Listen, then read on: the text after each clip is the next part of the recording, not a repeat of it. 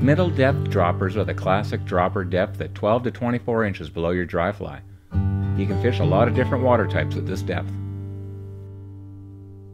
Obviously, the popular hopper dropper is effective. It works well by prospecting the likely trout holding water. Is it a hopper or a stonefly? The answer doesn't matter because the size and profile represents food from April through October, and you can't argue its effectiveness. But there are things to consider beyond prospecting and hoping for the best when fishing with droppers.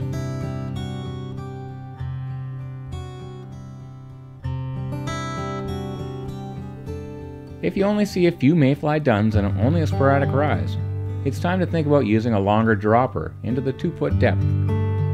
Trout are telling you that they aren't looking up en masse, that they will feed, but you need to go a little deeper into the water column to increase your odds.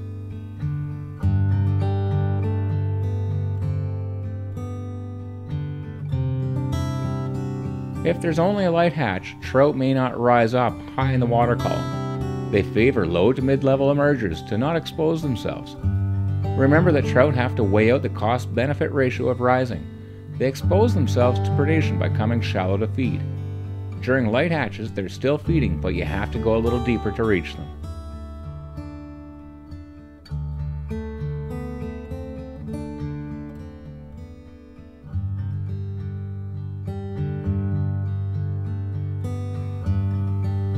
Pools almost always have trout.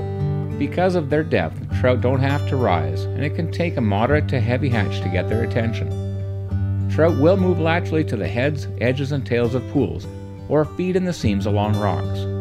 This is perfect water and opportunity for a mid-depth dropper.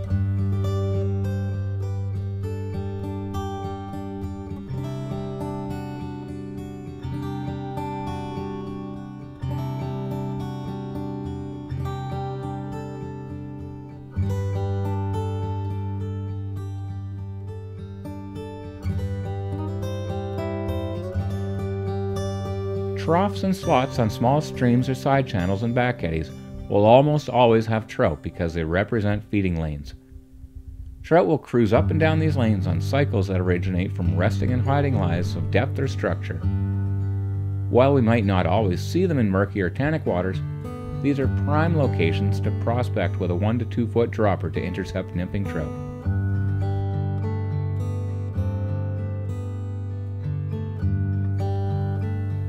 Fishing pocket water with mid-depth droppers is extremely effective. The most important aspect is to get nymphs down quickly through the current and depth into the trout's feeding window. This is where beadhead tungstens shine. While lighter metal beads may get pushed up and around by current rather than drop, tungsten's density allows it to sink quickly. Of course, trout will always take the dry fly as well. Small pockets in fast water are an often overlooked home to good cutthroat.